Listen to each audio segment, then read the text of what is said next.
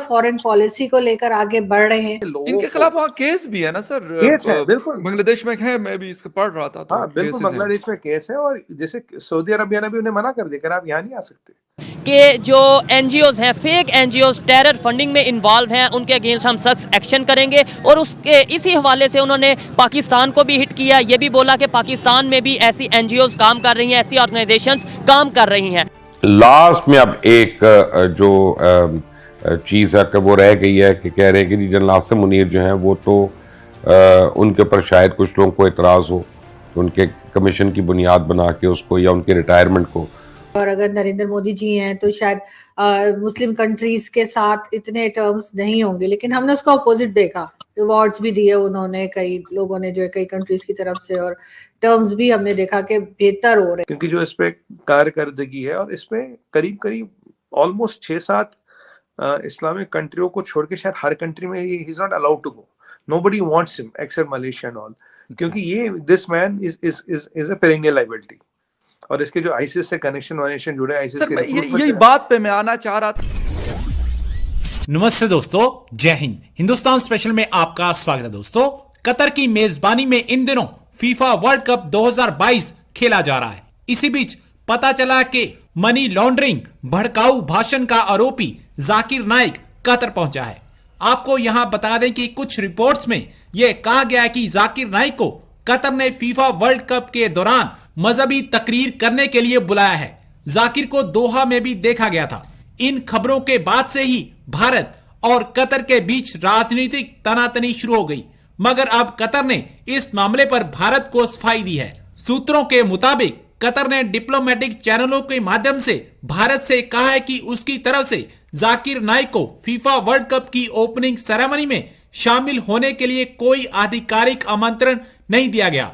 Qatar ने कहा है कि उसके और भारत के बीच दरार डालने के लिए दूसरे देश जानबूझकर यह प्रोपेगेंडा कर रहे हैं। तो चलिए दोस्तों, आज की वीडियो की तरफ चलते हैं। Thank you so much. लेकिन फीफा वर्ल्ड कप क्योंकि एक बहुत बड़ा इवेंट था, वहां पे इनकी जब प्रेजेंस देखी गई तो उसके बाद दोबारा से शोर उठा के इनका यहाँ आना ठीक नहीं है।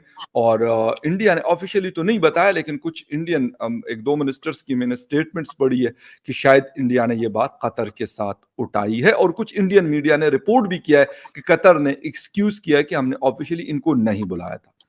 क्या है क्या नहीं है, स्टोरी क्या है?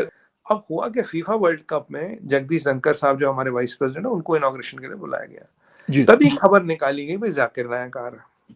और अभी जो मीडिया से खबर आई है, जो कुछ सोर्सों से आई है, कुछ मीडिया इदारों से भी खबर आई है, इंडिया ने इस पे इतराज जाहिर किया। मैं भी 2 दिन पहले नेशनल टीवी पे डिबेट थी, मैं भी उस पर था। मैंने कहा यार, इंडिया अगर इनको जाकिर नाइक को बुलाना, फिर इंडियन वाइस प्रेसिडेंट को बुलाने का मतलब ही नहीं। अगर उसी जमीन पे उसी पोडियम पे ये 2 लोग हो तो मतलब ही नहीं ना। You have to choose one, या तो उनको बुलाइए, इनको बुलाइए, you have to choose one. फिर कतर का क्लैरिफिकेशन शायद आया है, I can not confirm, but मैंने भी कहीं पढ़ा है कि भाई हमने इनको ऑफिशियली नहीं बुलाया, अपनी कैपेसिटी। मैंने भी यही बात पढ़ी है, बिल्कुल एग्जैक्ट, मैंने भी सेम यही बात पढ़ी जो आप बता रहे हैं। हमने पढ़ा है कि कतर का कहना था भाई साहब हमने इनको नहीं बुलाया, अगर खुद आया है और हमने इनको नहीं बुलाया। तो ये कंट्रोवर्सी वहां से शुरू हुई, क्योंकि जो इस पे कारकर्दगी है और इसमें करीब करीब ऑलमोस्ट 6-7 इस्लामिक कंट्रियों को छोड़ के शायद हर कंट्री में he is not allowed to go. Nobody wants him except Malaysia and all, क्योंकि ये this man is a perennial liability.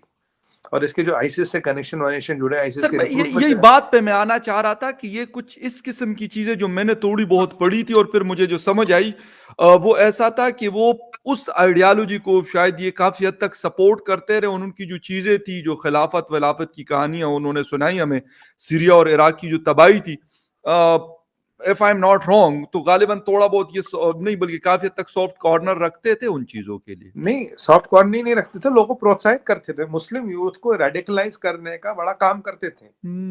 Right.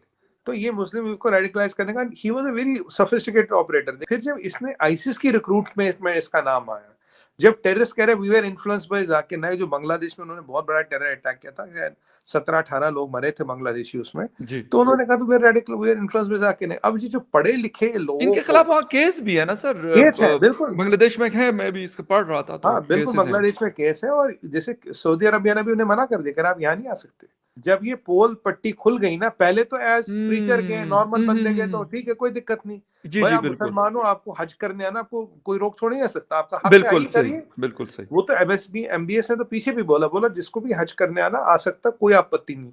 पर यहाँ अगर आप पॉलिटिक्स करने आओगे तो मैं उठा के जेल में डाल दूंगा भाई। बिल्कुल वो तो बिल्कुल। उसका क्लियर स्टैंड है, आपको यहाँ जियारत करने और आना, बहुत आइए अच्छी करिए। बात है ये, बिल्कुल, आप बहुत अच्छी रिलीजन को बात है। पॉलिटिक्स से मत मिलाइए। पॉलिटिक्स बिल्कुल, करना हमारा काम है, आपका काम है रिलीजन करना। अपना आप मुल्क है रिलीजन उनका, करिए। वो जाने, उनका काम जाने। हाँ, तो अब यहाँ पे जब ये पोल पट्टी खुलती है तो फखर भाई, तब से इनका हर जगह एंट्री बंद हो गई है।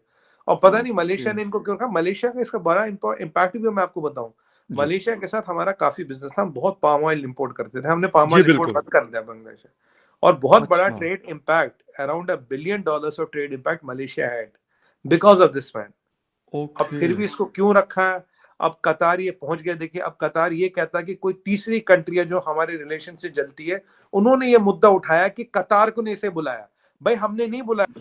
लेकिन सर इंडिया के जो है वो गल्फ कंट्रीज के साथ भी रिलेशंस काफी बेहतर हम देख रहे हैं कि होते चले जा रहे हैं, आगे बढ़ रहे हैं।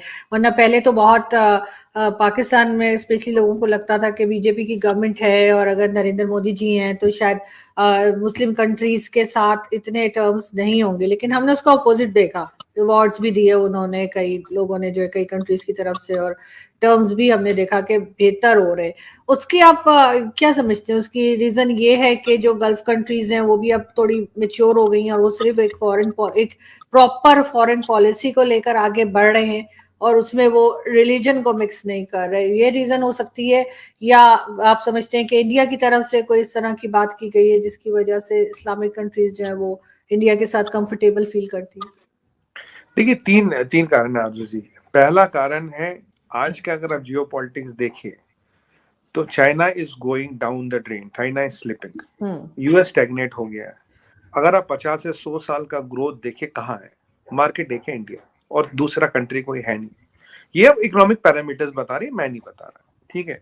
अब आप ये भी देख रहे हैं कि अमेरिकन यूनिवर्सिटीज में, आईवी वाई लीग यूनिवर्सिटीज में, ये अब खुले आम अब ये बात हो रही है कि जो चाइना नंबर देता है फर्जी। में तो शुरू से कहता था फर्जी नंबर देता, अब तो अमेरिकन यूनिवर्सिटीज में, थिंक टैंक्स में खूब आम बात हो रही है।